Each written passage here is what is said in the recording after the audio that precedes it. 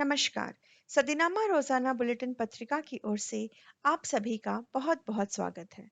मैं सुदेशना सामंत प्रस्तुत हूँ आज का संपादकीय लेकर, जिसका शीर्षक है साफ है मुन्ना पर भरोसे का मतलब। इसे लिखा है हमारे सह संपादक श्री राकेश अचल जी ने। तो आइए सुनते हैं आज का संपादकीय, जो राजनैतिक दलों के भीतर हो रहे राजनीति पर लिखी गई है। तो आइए सुनते हैं लेखक क्या कहना चाहते हैं। राजनीति में सिर्फ पप्पू ही नहीं होते, बल्कि मुन्ना भी होते हैं। दोनों के साथ किस्मत कदम से कदम मिलाकर चलती है।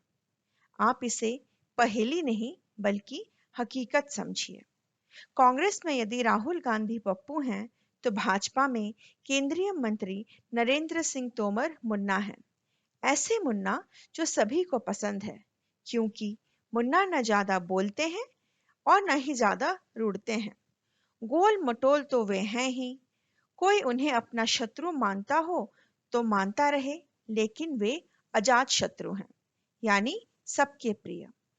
उनकी मितभाषिता की वजह से कोई आसानी से उनके भीतर झांक ही नहीं सकता। आंकना तो दूर की बात समझिए।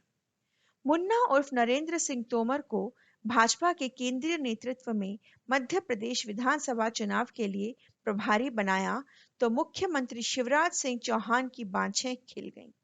लेकिन ग्वालियर के जय विलास महल में खामोशी छा गई। मुन्ना महल के विरोधी नहीं हैं, लेकिन उन्हें घोषित महल समर्थक भी नहीं कहा जा सकता।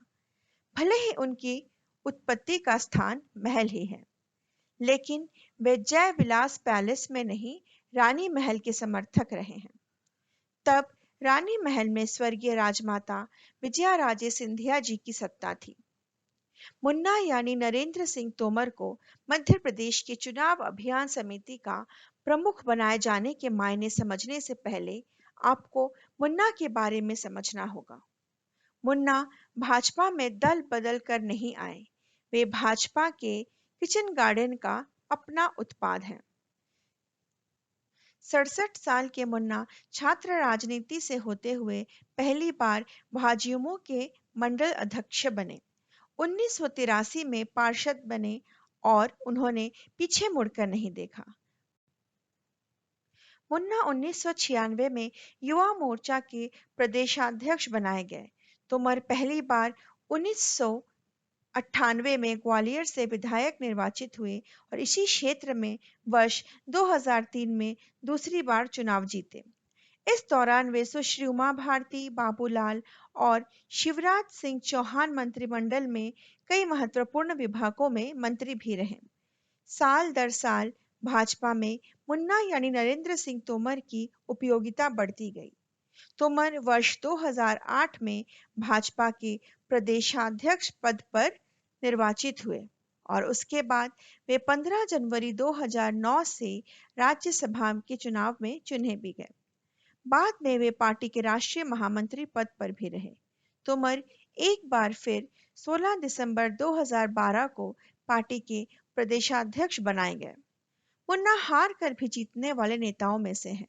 उन्हें पार्टी ने जिस मोर्चा पर तैनात किया, उस मोर्चे को फतह करके ही लौटे। लेकिन मध्य प्रदेश का मुख्यमंत्री पद उनके हिस्से में कभी नहीं आया। मुन्ना मध्य प्रदेश के मुख्यमंत्री शिवराज सिंह के जोड़ीदार और संकट मोचक बने रहे। मुन्ना पहली बार प्रदेश के मुरैना संसदीय क्षेत्र से वर्ष 2009 में लोकसभा सदस्य निर्वाचित हुए थे। तोमर इस बार ग्वालियर लोकसभा निर्वाचन क्षेत्र से सांसद निर्वाचित हुए हैं। मुन्ना नॉट आउट राजनीतिक खिलाड़ी हैं। इस समय वे ग्वालियर के सांसद हैं। 2016 से प्रधानमंत्री नरेंद्र मोदी जी की टीम का हिस्सा हैं। देश के इतिहास के सबसे लंबे किसान आंदोलन के बावजूद मुन्ना को मंत्रिमंडल से बेदखल नहीं किया गया। मुन्ना आज अपने गृह नगर ग्वालियर में दल बदल कर भाजपा में आए। केंद्रीय मंत्री ज्योतिरादित्य सिंधिया के लिए सबसे बड़ी चुनौती है। एक जमाने में सड़क छाप मुन्ना आज हर हैसियत में सिंधिया के बराबर है। भले ही उनके पास कोई जय विलास पैलेस नहीं है। मुन्ना का अपना जातीय आधार भी है, लेकिन वे उस पर आश्रित नहीं हैं। आप हैरान न हो यदि मुन्ना यानी नरेंद्र सिंह तोमर विधानसभा चुनाव के बाद होने वाले लोकसभा चुनाव में अपने गृह क्षेत्र मुरैना से लड़ने के बजाय बोरी बिस्तर बांधकर भोपाल न पहुंच जाएं। मुन्ना को मुरैना पर अब यकीन नहीं है, क्योंकि राजनीतिक स्थितियां तेजी से बदल रही हैं। मुन्ना ग्वालियर से भी लोकसभा का चुनाव लड़ने से हिचकिचा रहे हैं। बहरहाल बात मुन्ना को भाजपा की प्रदेश चुनाव अभियान समिति का प्रमुख बनाए जाने की है। मुन्ना के आने से एक तो शिवराज सिंह चौहान के खिलाफ पार्टी में बढ़ रहे असंतोष को रोका जा सकता है, क्योंकि मुन्ना पार्टी के प्रदेशाध्यक्ष बीडी शर्मा के मुकाबले कार्यकर्ताओं से बेहतर संपर्क बनाने वाले नेता हैं। उनका कार्यकर्ताओं से सीधा संवाद भी है। मुन्ना अगर नाराज भाजपा को मनाने में कामयाब रहते हैं तो महाराज की भाजपा भी शिवराज का कुछ नहीं बिगाड़ पाएगी। शिवराज को इस समय नाराज भाजपा और महाराज भाजपा से ही सबसे ज्यादा खतरा है। प्रदेशाध्यक्ष बीडी शर्मा इस खतरे को टालने में कामयाब नजर नहीं आ रहे हैं।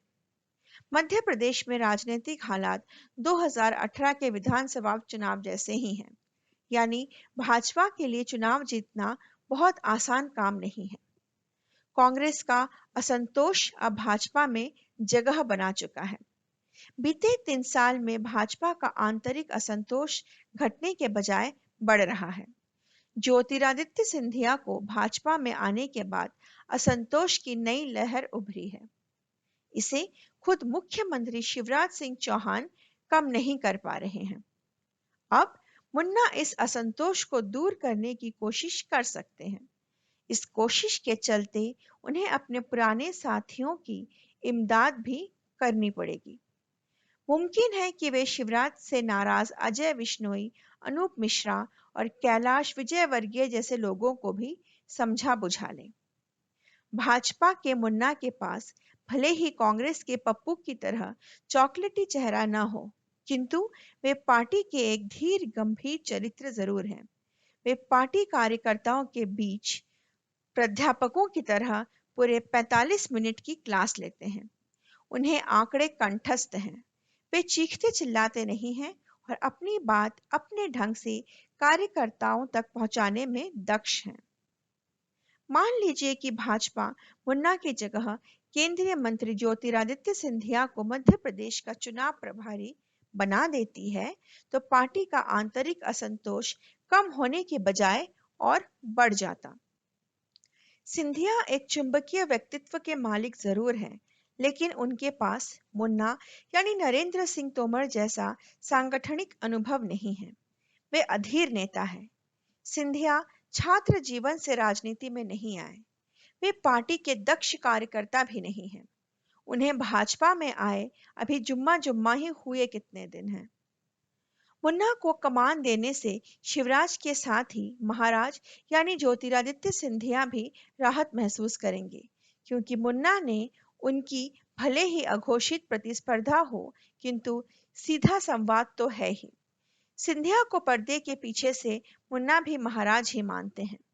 माने भी क्यों नहीं, आखिर ज्योतिरादित्य सिंधिया उसी महल के मौजूदा वारिस है जो कभी उनका संरक्षक था। विधानसभा चुनावों में उतरने से पूर्व डगमगा रही भाजपा की नाव को मुन्ना के चुनाव प्रभारी बनने से काफी मदद मिलेगी। मुन्ना के पास 2 बार प्रदेश भाजपा अध्यक्ष रहने का जो अनुभव है, वो पार्टी के बहुत काम आने वाला है। वे बीते 2 दशक में भाजपा के सबसे ज्यादा कामयाब प्रदेश अध्यक्ष रहे हैं। मौजूदा परिस्थितियों में भाजपा के पास मुन्ना से ज्यादा बेहतर विकल्प था भी नहीं।